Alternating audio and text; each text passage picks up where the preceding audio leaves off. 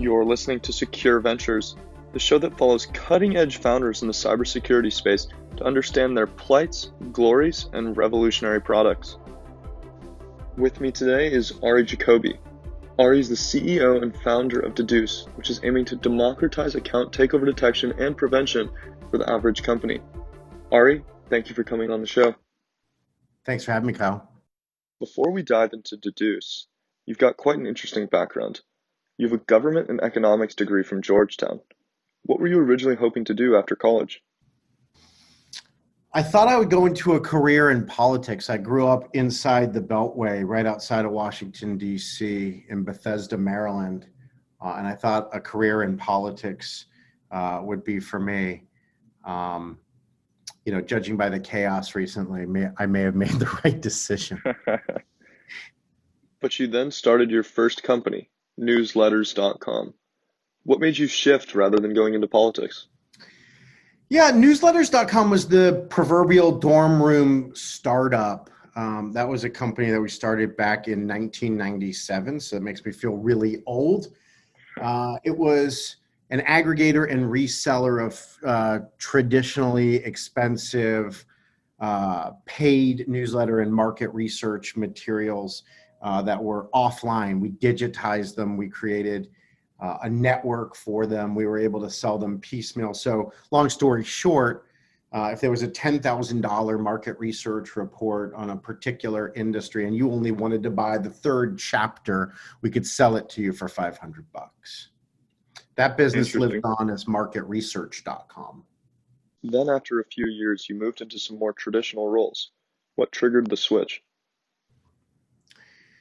Well, we sold newsletters.com to marketresearch.com, and I decided to work at Reed Elsevier, RBI in particular, running internet business development. The internet was fairly young.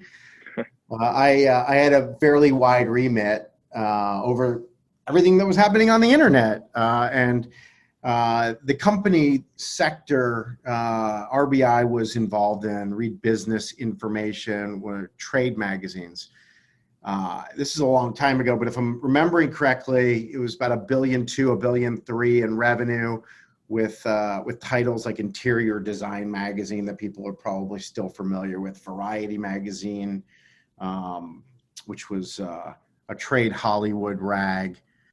And I was responsible for the internet ad inventory and made a deal with Google to sell it all. And then that inspired the move over to Google as a consultant as well? It did. Google was then a private company. There were a couple hundred people in the New York office. That was a long time ago. Yeah. And I went over it. I was a peon. Went over, tried to learn a whole heck of a lot, spent about a year in the vertical markets group working for some terrific people, learning the ropes over there. And it inspired me to start another company after I learned how difficult it was for small businesses to acclimate online and how important the phone was to their business at the time, since most of their leads were coming in as phone calls. And that was Solve Media, correct? Actually, Kyle, that was a company called Voicestar. And Voicestar was a call tracking and phone analytics company that we built and sold to media companies, other analytics firms, e-commerce platforms in order to track inbound calls and do real-time analytics. I tried to answer the question, where's my marketing spend going? Am I getting good value for a variety of different placements? And provided a dashboard to understand the number of calls that were coming in associated with each individual media spend. We wound up selling that company to a public company called Marchex in 2007. We grew it a ton, I want to say 6 times maybe. And left that business in 2009 to start Solve Media. I got ahead of myself. There have been a shocking number of exits you've presided over in the last several years. What was the story with Solve? Solve Media was really interesting. It was a bit of a mullet company. I like to say it was business in the front, party in the rear, cybersecurity in the front, advertising in the back. We competed against Google's reCAPTCHA, so we were providing an anti-bot service to over 250,000 publishers online, websites online, including handling edge cases for CAPTCHA like Ticketmaster. And so if you'll remember the good old days of when we used to be able to go to concerts, for example, and sporting events, Ticketmaster obviously took a lot of bot abuse because of the richness of the secondary ticketing market. So we built really sophisticated anti-bot technologies going back 2009 through 2015, which is when we exited Solve Media. And our idea at the time was, instead of having people type in gobbledygook that they're used to from CAPTCHAs, or clicking endlessly and mindlessly on the number of traffic lights only to get it wrong, we had people type in slogans like "Coke is it." So it was really the first instance of performance-based brand advertising, where you could remember what you typed in. That was a really interesting exercise. It was a very successful business for a while, and gave way ultimately in 2015 to a data business called Circulate. We sold Solve Media, the advertising business. We really wanted to be on the identity side of data. We spun out a data platform, data marketplace called Circulate. That business grew and grew and was acquired by Axiom's LiveRamp business very late into 2016. Right, and my understanding is security actually started for you with Solve Media. So what caused the transition into the security space? We wanted to beat back the bad guys. That seemed like a very good time. It seemed like there was a lot of fraud. We wanted to keep the internet safe. We were seeing all kinds of ridiculous fraud pop up, and we wanted to be associated with stopping the bad guys. And it felt like a really interesting cat and mouse business, cat and mouse game. I guess it still is. So we got fascinated with the idea that we could leverage data from tons of different sites to keep the bad guys at bay, and to keep all of our customers, those websites like Ticketmaster, safe from the scourge of bot abuse.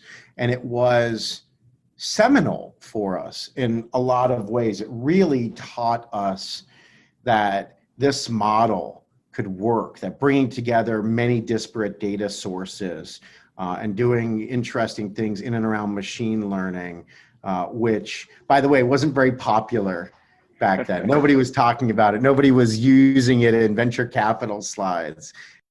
Before machine learning was the buzzword that it is today. That's right. Now it's all the rage.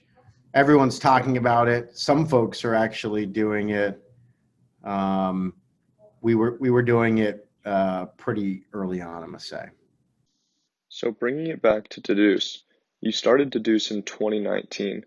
How did the mission at Deduce compare to that of Circulate and Solve Media?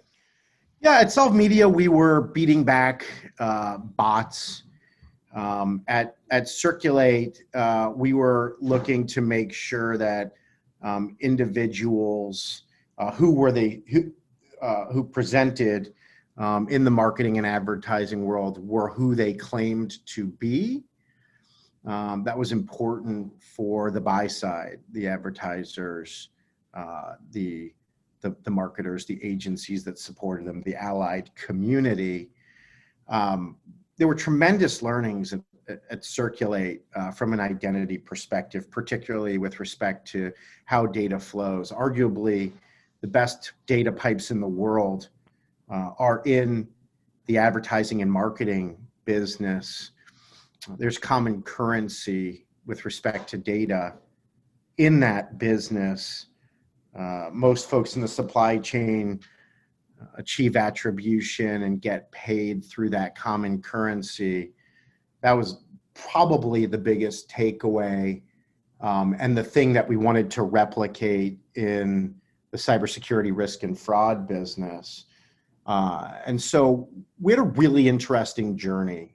When we exited the Circulate business in late 2018, like around Thanksgiving of 2018, we took it upon ourselves to have over 100 conversations with really senior security folks that were deeply embedded, mainly in B2C companies, to learn about their biggest challenges. And our thesis at the time was, we're really good at aggregating data. We're really good at deriving practical insights from that data, dare I say actionable insights from that data. From an identity perspective, maybe we could be helpful in cybersecurity to solve some of these more vexing challenges. And the challenges that came up time and time again had to do with account takeover, ATO.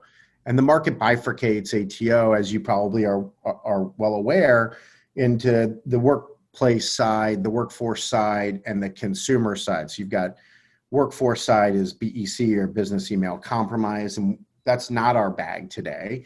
And you've got the consumer side, and that's where we were focused in these CISO conversations. And we kept hearing over and over again, we have a very hard time, even as a big company with a lot of revenue and a lot of security resources and great vendors around us, keeping people from logging into accounts that didn't belong to them. Nefarious actors, whether they were bots or humans, getting into accounts, stealing loyalty points, stealing personally identifiable information, figuring out how to reroute packages in some instances, or create fictitious reviews, or create forward-looking spam assets. You name it, that's what was happening. And it was and still is costing businesses an absolute bloody fortune. All of our credentials are out there strewn on the dark web. And so when proper credentials show up, it's very, very, very hard to say, that's not Kyle or that's not Ari. And so folks get in and they wreak havoc, and the costs are problematic. There's like this parfait of pain that comes to businesses. There's all of the remediation cost along with the hard costs of whatever the loss was. There's having to spin up teams to deal with the regulatory burden. There's having to deal with the reputation damage, whether that's social media inflicted or SEC inflicted, et cetera, et cetera, et cetera. So, we just heard from this group, hey, we're in a lot of pain on this subject of ATO, and maybe you guys can help. Given all the competition in this space, what made you confident in the Deduce mission in solving his problem? Yeah, so, look, you got to be a little crazy or a little naive to do these things time and time again. Lord knows there's easier ways to make money. If that's the only thing you're interested in, then building new startups, particularly in what appear to be fairly crowded markets. But this is a less crowded market than you would think, and I'll tell you why. From a mission perspective, the mission of Deduce is really to tackle B2B2C account takeover predictively and collectively. And there are a lot of companies that are taking on account takeover. There are certainly lots of companies that go out and get dark web data and bring it back and say, hey, look, here's a pile of smoldering ashes. There was a breach sometime over the past 24 months. This particular credential, as an example, was compromised. We just want to let you know, not actionable. Good to know, but not actionable, not timely. There are certainly a bunch of companies that have come before us that have had a lot of success triangulating a variety of different signals, and we stand on the shoulders of giants with respect to their efforts. But we see the shared signals model a little bit differently. And I alluded to, the fat data pipes that exist in ad tech and the signal sharing, that we grew up in, and the data riches, if you will, of that market, and wanting to bring what we know of that, the practices, the privacy controls, the know-how into cybersecurity, where there are many, many, many fewer actors. I would describe cybersecurity today as a business that is unfortunately data impoverished. And I say that lovingly because it's a business that sees a lot of data, but it's a lot of managed data. It's not a lot of owned data. Clients specifically own their own data. They're not willing to share data for many reasons, and therefore most vendors, most companies out there looking to help with this problem have a bunch of siloed data that they don't have access to, that they cannot crunch together. And so their customers cannot be the beneficiary of any network effect whatsoever. We're blowing up that model, lock, stock, and barrel.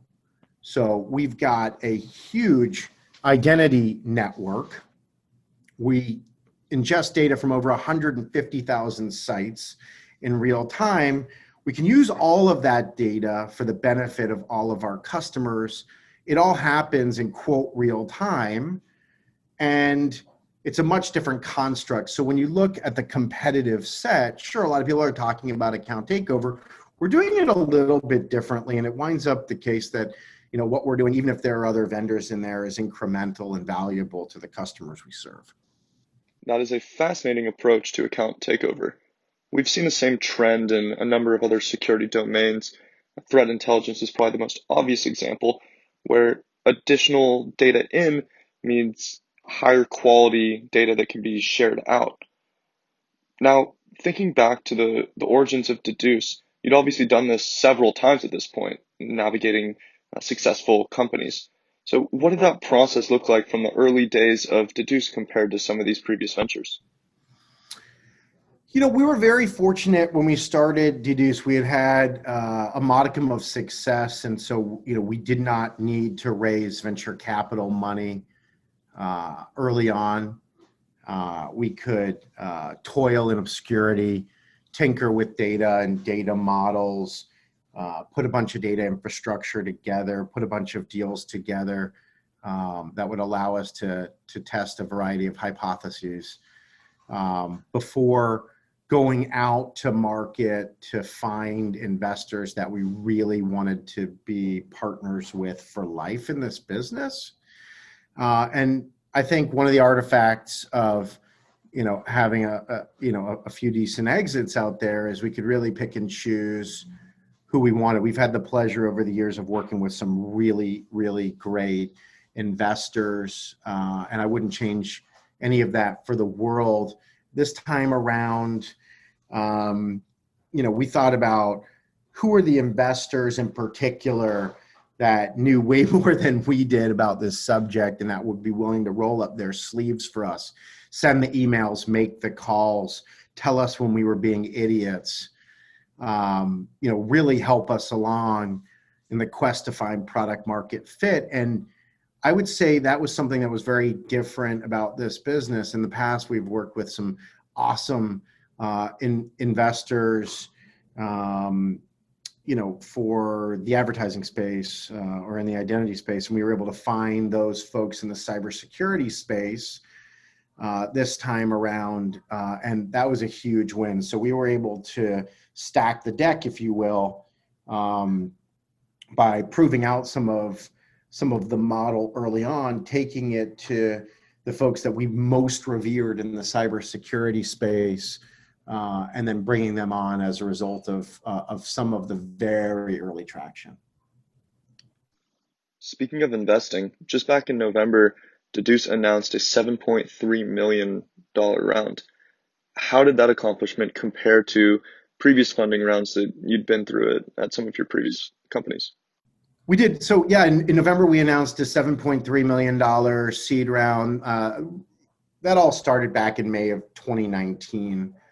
And then we were in stealth mode for a while, building out the data infrastructure, building out the Deduce identity network. Every time you go out to raise money, it's a very humbling experience. You get to pitch your dream.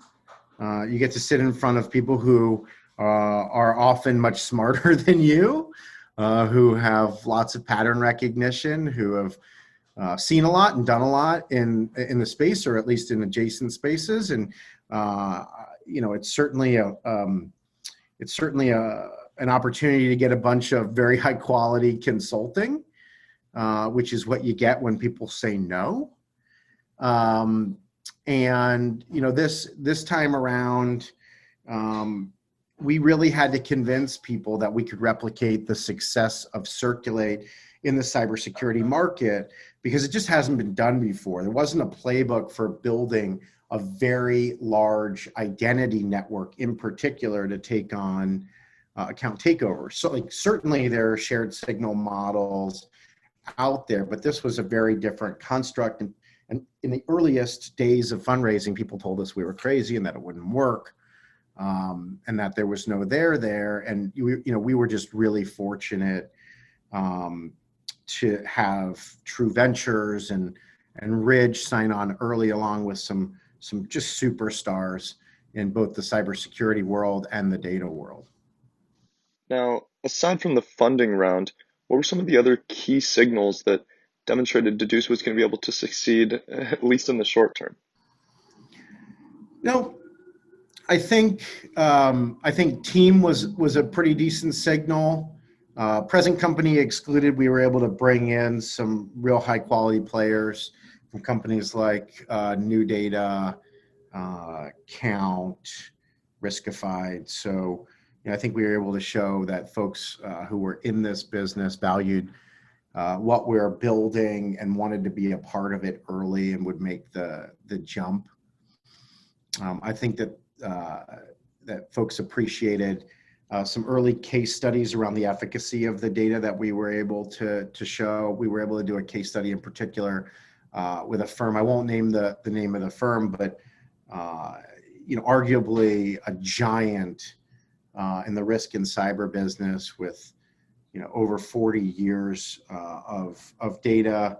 And the bumper sticker that came back on the case study was, wow, you've got a lot of data that matches ours. You've got more than we do. And there's more than just incremental lift here. And you guys amassed this data in a year. So I think that was telling for investors, because there's no point in aggregating this sort of data if it's not useful. And I think investors valued the ability to understand its usefulness. Interesting. So it sounds like really the partnerships, in addition to the internal team, provided some of that momentum that allowed you to keep growing Deduce at the rate that you previously talked about.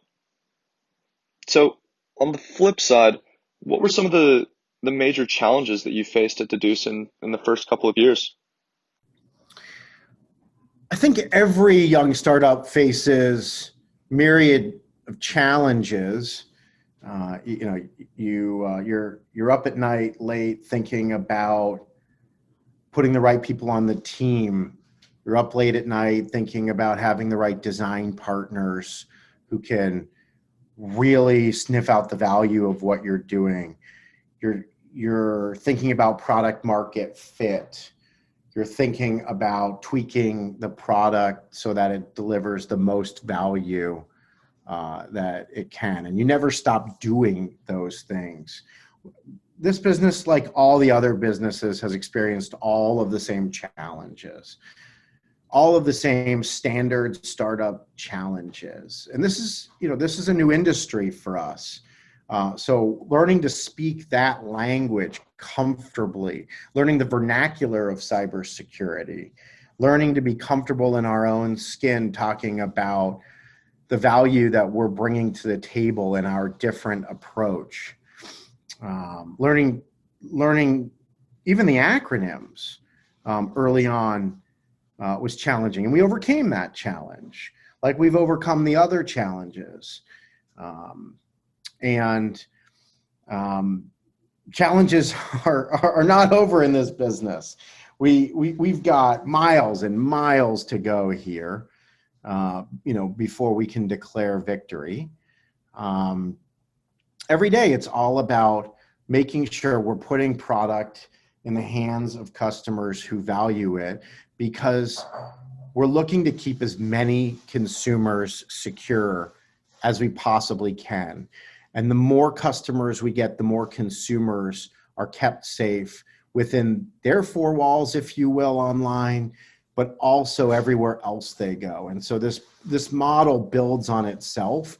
And ultimately, we hope to be a really important piece of cybersecurity data fabric that spans the web and keeps more people secure. And that is just challenging in and of itself to think about.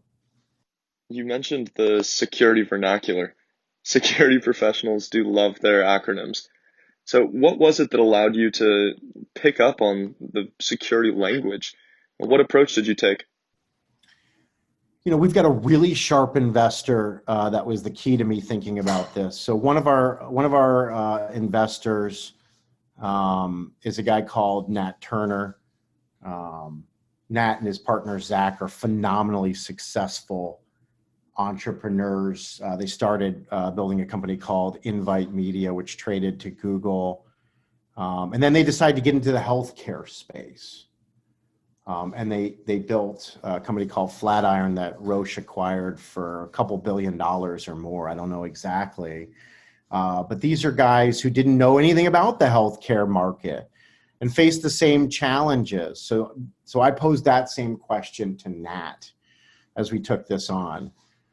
And I can't remember the exact words, and I don't know if he'll ever hear this. But he basically said, hey, I studied a lot of film. I read everything I could.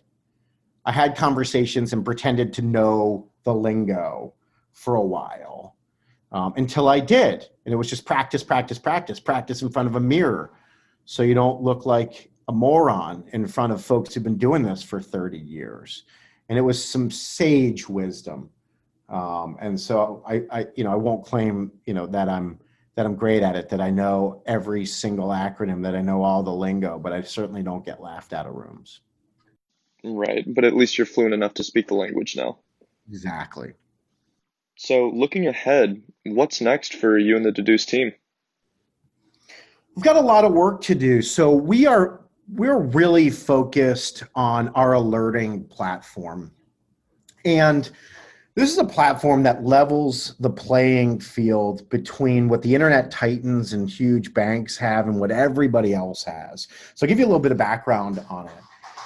If you're an internet titan, if you're Google, if you're Facebook or Instagram, Microsoft, Apple, you've got all of the cybersecurity infrastructure that you need, but more importantly, you've got all the data you need. You see everybody. Everyone else fundamentally lacks data. No matter how big they are from a revenue perspective, they just don't see as many users as those folks do. And so they are at a disadvantage. And because they're at a disadvantage, consumers themselves are less well protected. And I think that's why account takeover fraud is the fastest growing fraud online, up nearly 300% in 2020 over 2019. Lord knows what will happen this year. But we're focused there on suspicious login alerting, which is a tool, a technology that the internet titans, that the big banks have had for a while, but that few other companies have been able to deliver to consumers. And it's seemingly simple, but humongously important to inspire confidence in users, to build trust in users, while at the same time making them responsible as the last line of defense in account security, because you cannot have privacy without account security.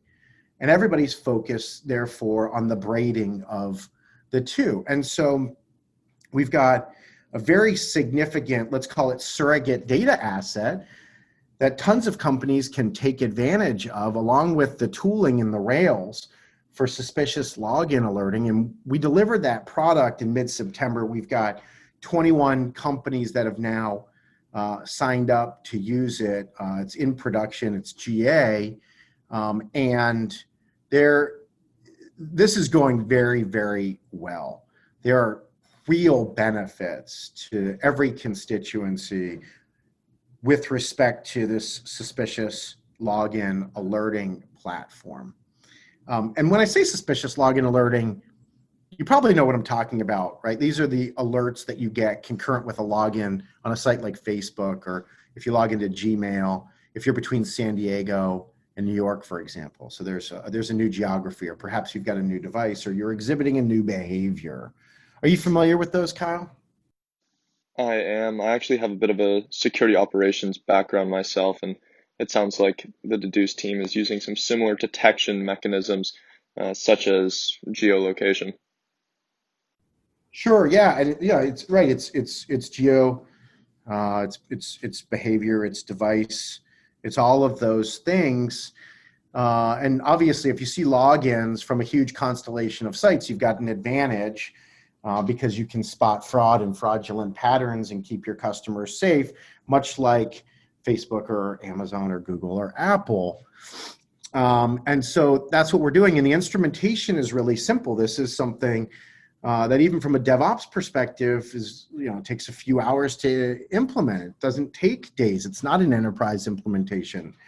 It hooks up with every transactional email service provider, and it's branded. So, maybe you're the biggest restaurant reservations provider, and you want to have the same functionality as the tech titans.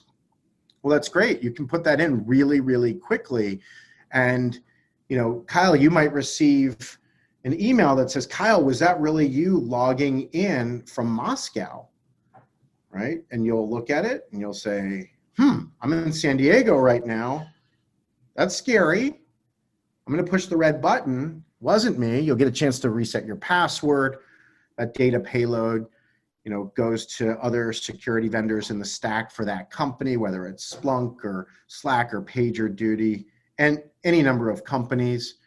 And we can really help to orchestrate a concerted defense that way.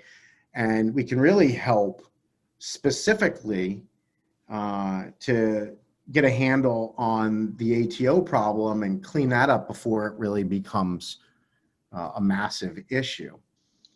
Right. Unfortunately, I am all too familiar with those account login notifications.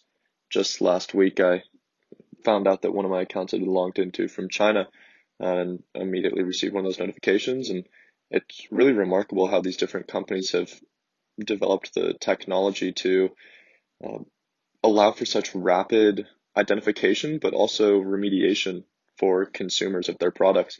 So Deduce has an exciting mission, and it sounds like you have plenty of sleepless nights ahead.